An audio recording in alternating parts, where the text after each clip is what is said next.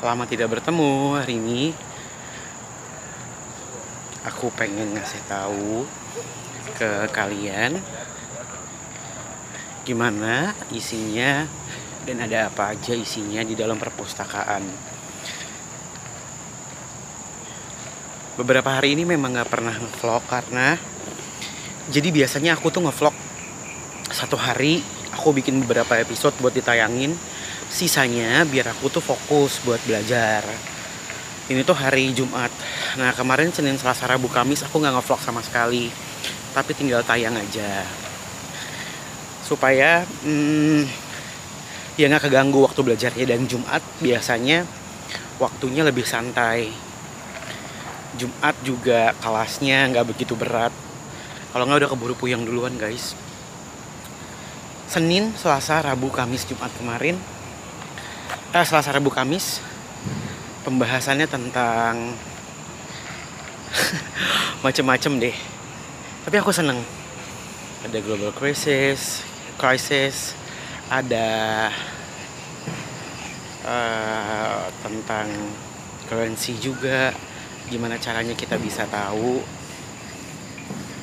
kenapa sih dolar itu naik turun harganya, kenapa pound sterling juga harganya naik turun, rupiah juga, bagaimana cara mengendalikannya.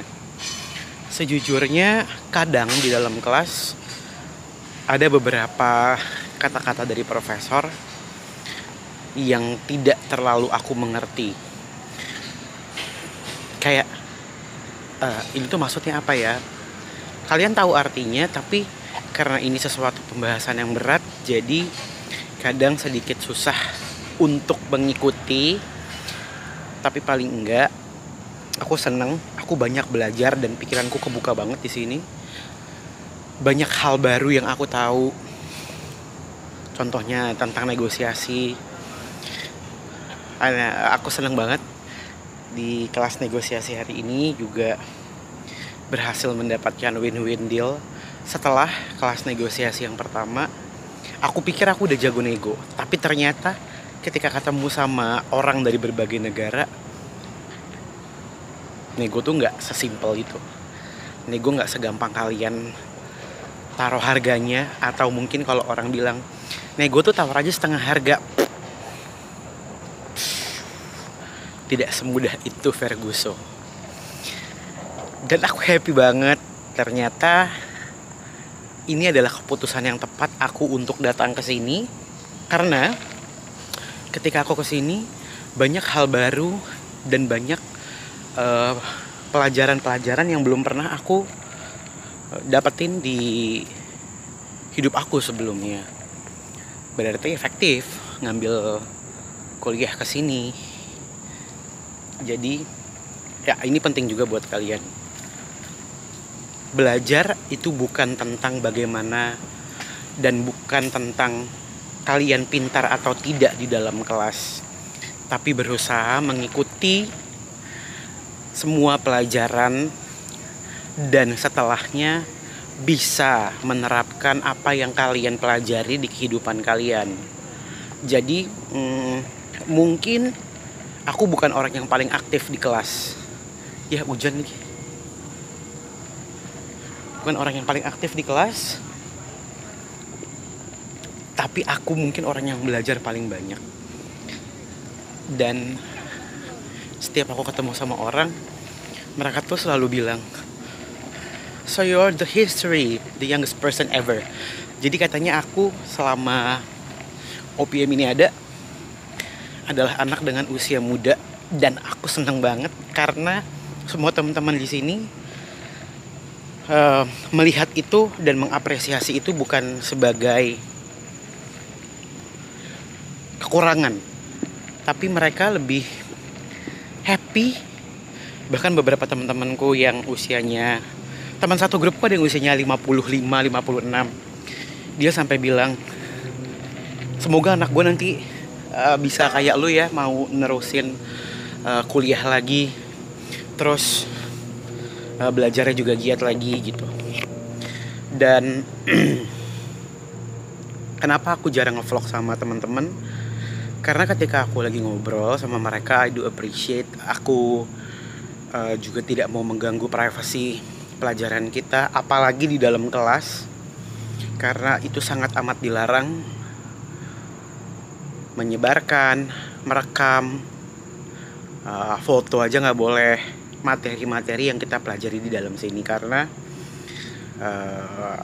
ya kita bayar mahal ke sini untuk tahu apa yang kita pelajari di dalam. Kita dapat case study-nya. Kalau ternyata disebarluaskan berarti ini kan tentang copyright. Kayak gitu. Jadi biasanya aku cuma sampai depan kelas. Ini aku ada kelas selanjutnya, kelas gabungan. Kelas ini lumayan seru walaupun 2 jam, tapi bakalan fun. Aku datang lebih awal. Tadinya pengen duduk-duduk di taman sambil ngobrol sama kalian, gak taunya hujan. Tuh. Hujan. Ya udah deh. Ya kayak gitu. Terus mereka juga setiap aku ketemu sama orang, oh jadi lo, kata dia gitu, yang paling muda di sini. Dan mereka willing to help banget.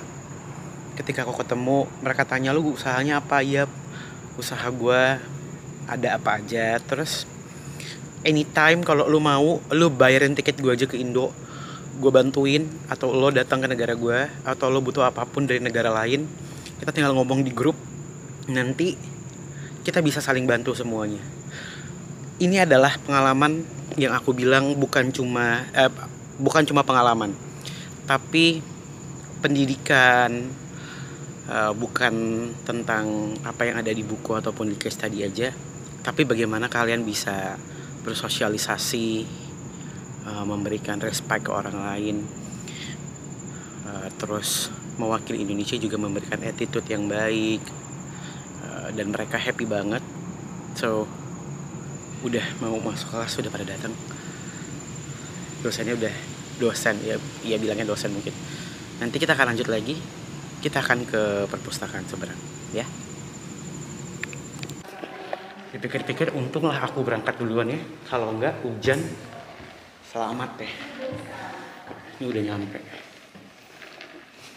Aku kasih unjuk kelasnya ya. Pas banget belum mulai. Jadi ini Audrey Hall.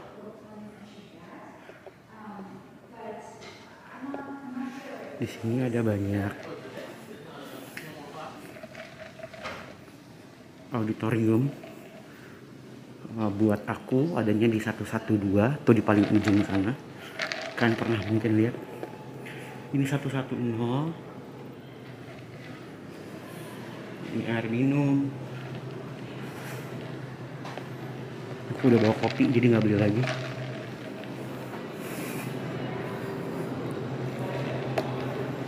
Ini dia 112.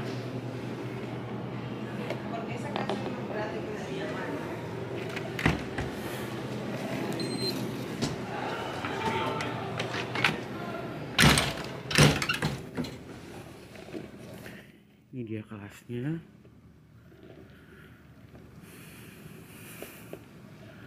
Aku di atas sana. Nah, ini dia kelasnya.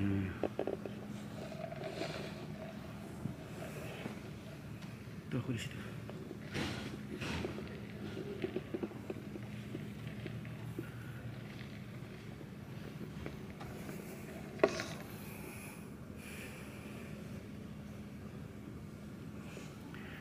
Di situ ada kamera, di situ ada kamera, di situ juga ada kamera yang biasanya kita pakai kalau ada, bentar ya, biar enggak.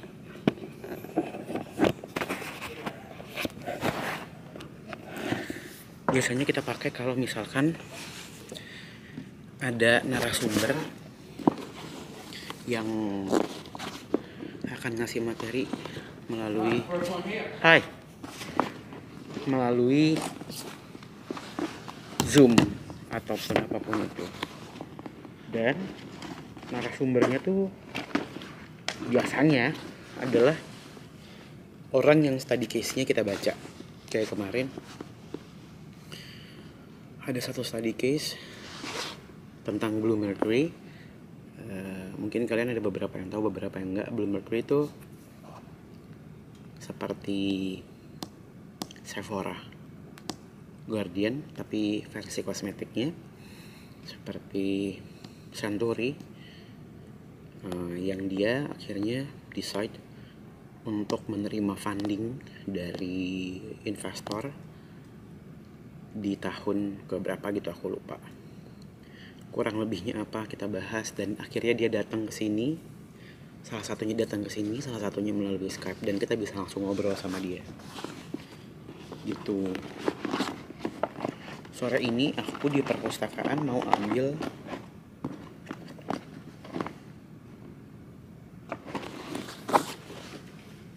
data.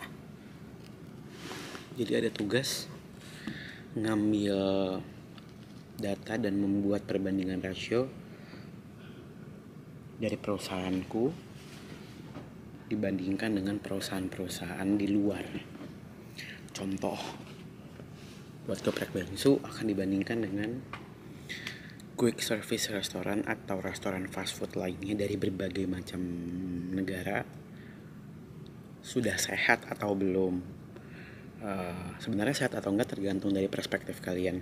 Tapi penting untuk kita melihat perbandingan dengan orang lain. Pertama, kalau buat aku ya, pasti lebih bersyukur. Mungkin orang lain tidak lebih baik. Kalaupun orang lain lebih baik, berarti ini membuat kita sebagai motivasi. Gimana sih caranya supaya bisa lebih baik lagi, kayak gitu. Ingat, motivasi bukan ambisi ya. Kalau ambisi nanti bakal kecewa, terlalu ambisius, kayak gitu. Terus aku juga baca beberapa komen, katanya ada yang bilang mau lihat kalau lagi kumpul sama teman-teman. Kalau lagi sama teman-teman jangankan megang kamera, guys.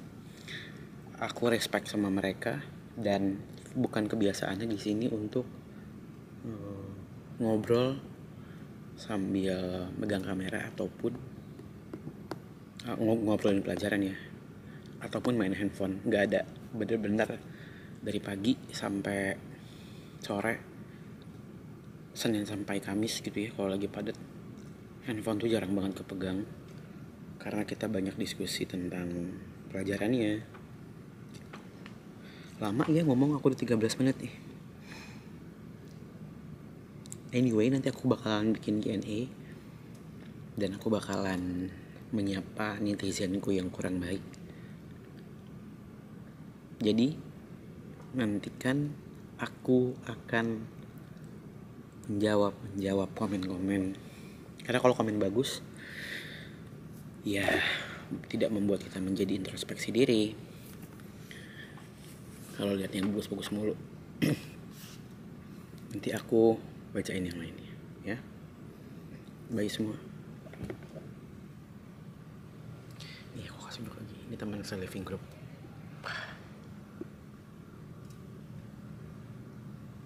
Dah.